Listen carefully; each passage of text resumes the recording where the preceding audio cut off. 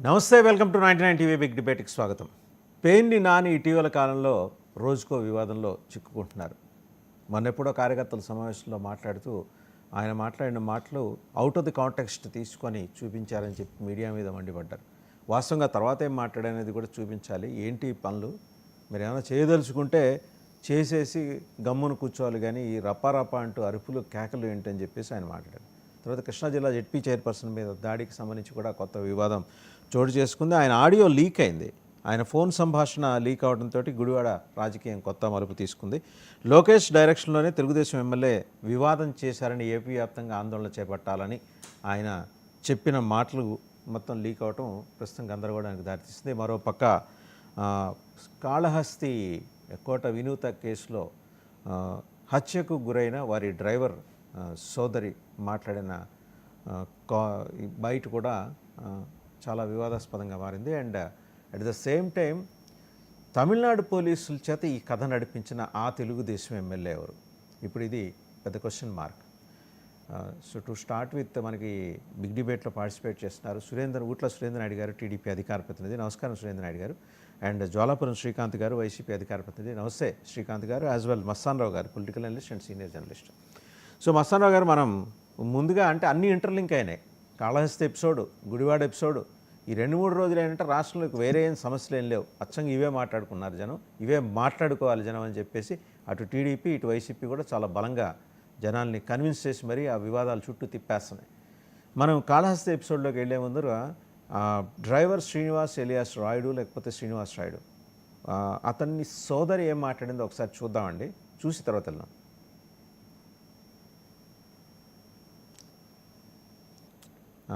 సోదరి మాట్లాడింది, శ్రీనివాస్ చెల్లెలు మాట్లాడింది, ఒకసారి చూద్దాం.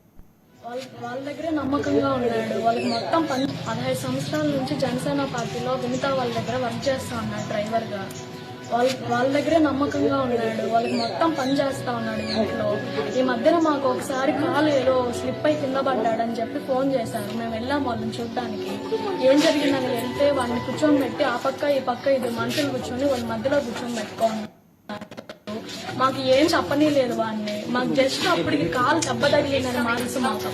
నేను కాల్లో లైన్ లో ఉన్నాను, ఆమె వినుతా చెప్తాను, నీకు ఎంత డబ్బైనా ఇస్తాం మేము, మా గురించి అక్కడ ఏం చెప్పొద్దు అని చెప్పి మా అవ్వకు చెప్తాను. మీ డబ్బు రూపంలో కొనాలని చెప్పి చూసారు వాళ్ళు.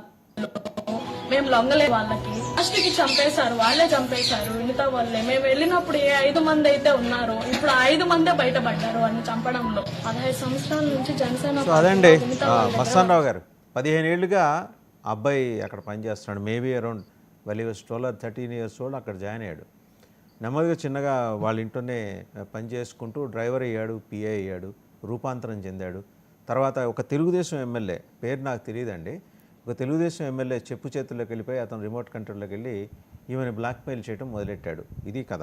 ఈ విషయం తెలుసుకున్న తర్వాత ఏమైందంటే అతన్ని పిలిపించి మందలించడం, అంటే ముందు సామధాన దండోపాయాలన్నీ అయిపోయినాయి, మందలించడం అండ్ కొన్ని objectionable compromising photos, videos Telugu Desam ఒక తెలుగుదేశం ఎమ్మెల్యేకి పంపించారనే అభియోగం. ఇవన్నీ అతన్ని తెలిసిన తర్వాత పిలిచి కొట్టారు. కొట్టడం వరకు వాస్తవమే, చంపాలని ఇంటెన్షన్ ఆయన లేదు. చివరిలో వినూత భర్త వెళ్ళి అతన్ని ఆ కోపం తట్టుకోలేక కొడితే చిట్ట చివరి నిమిషంలో ఆ కొట్టిన దానికి అతను చనిపోయాడు.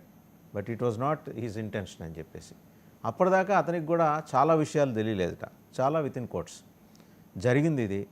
సరే, అక్కడి నుంచి ఏంటంటే జాగ్రత్తగా ఒక తెలుగుదేశం ఎమ్మెల్యే వీళ్ళకి ఫోన్ చేసి, వీళ్ళల్లో ఆ గ్యాంగ్లో ఒకరికి, అరే శవం ఇక్కడ ఉంచమాకండి, గొడవ అవుతుంది, తీసుకెళ్ళండి, తమిళనాడు తీసుకెళ్ళండి అని చెప్పాట. రేణిగుండ నుంచి తమిళనాడు షిఫ్ట్. అప్పటికే అబ్బాయి తమిళనాడులో ఉంటున్నాడు. వీళ్ళు వెళ్ళగొట్టేసిన తర్వాత ఒక నదిలో పారేశారు.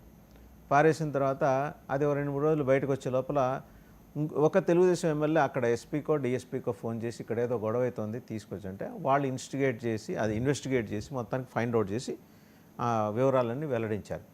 అండ్ ఇంట్రెస్టింగ్లీ తెలుగు మీడియాలో ఎక్కడ రాలేదు ఇది, ఒక తమిళ పత్రిక రాసింది ఇదంతా.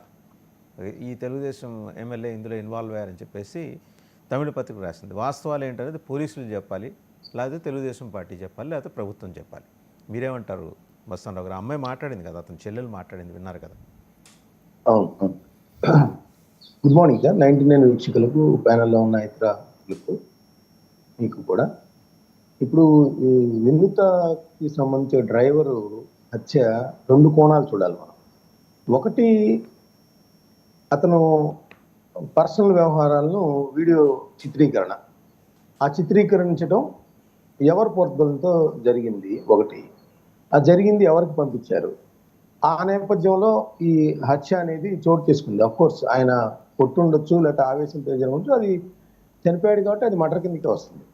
సో అది ఒక కోణం. రెండోది ఏంటంటే, ఆ వినూత గారు వెళ్ళేటప్పుడు, పోలీసు వ్యాన్ ఎక్కేటప్పుడు చేసిన కామెంట్స్ని కనుక మనం చూస్తే, ఒక మహిళను దెబ్బతీయటానికి రాజకీయ కక్షతో ఇంత చేయాలా, ఇంత చేస్తారని మేము అనుకోలేదు అనేది ఆమె కామెంట్స్ మనకి వినిపించినాయి. సో అంటే దీనిలో రాజకీయ కోణం కూడా ఉందనేది స్పష్టమవుతుంది. రాజకీయ కోణమే ఉన్నది, రాజకీయ కోణం కూడా కాదు, రాజకీయ కోణమే ఉంది. అంటే ఒకటి సార్, ఇప్పుడు అతను 6 ఏళ్లుగా పనిచేస్తా ఉన్నాడు అక్కడ, నమ్మకంగా ఉన్నాడు, అతనికి చాలా బాధ్యతలు అప్పచెప్పారు. అతన్ని క్యాప్చర్ చేయటం, ఆ క్యాప్చర్ చేయటం వెనకాల రాజకీయంగా అణగదొక్కడానికి వేరే కానీ ఆమె పర్సనల్ వీడియోల్ని చిత్రీకరించడం, ఆ పర్సనల్ వ్యవహారాలను కానీ, లేకపోతే 4 గోడల మధ్య ఉండాల్సిన ఒక వ్యక్తిగత అంశానికి సంబంధించి వాటిని అడ్డు పెట్టుకొని బ్లాక్మెయిల్ చేయాలని చూసారా, లేకపోతే ఇంకేం చేశారనేది ఏదో జరిగిందనేది అక్కడ స్పష్టమవుతుంది మనకు వార్తలు అందుతున్న సమాచారాన్ని బట్టి. అయితే ఈ మొత్తం వ్యవహారంలో ఏంటంటే, ఇప్పుడు అక్కడ మీరు ఎవరైతే ఇప్పుడు తమిళనాడులో ఆ పత్రిక వెల్లడించింది అంటున్నారో, అది రాగానే అక్కడ శ్రీకాళహస్తి ఎమ్మెల్యే బొజ్జల సుధీర్ గారి పేరు కూడా బయటకు వచ్చింది. ఆయన కూడా ప్రెస్ మీట్ చెప్పారు. ప్రెస్ మీట్లో మాట్లాడుతూ ఏదో చెప్తా ఉంటారు కానీ రాజకీయాలతో దీనికి సంబంధం లేదని చెప్పే ప్రయత్నం ఆయన చేశారు. అది మర్డర్గానే చూడాలి కానీ దీనికి ఏ పార్టీలతో సంబంధం లేదు అనేది కూడా ఆయన చెప్పారు. జనరల్గా ఆయన ఎందుకు అంత ఉత్సాహంగా ప్రెస్ మీట్ పెట్టి ఒక తెలుగుదేశం ఎమ్మెల్యే స్థాయిలో పెట్టారనేది కూడా కొంత చర్చనీయాంశంగా మారింది. సో ఏదేమైనప్పటికీ కూడా ఒక జనసేన పార్టీకి ఒక అసెంబ్లీ సమన్వయకర్తగా ఉన్న వ్యక్తి ఈ వివాదంలో చిక్కుకోవటం, ఆ మర్డర్ జరగటం, ఆ పార్టీ కూడా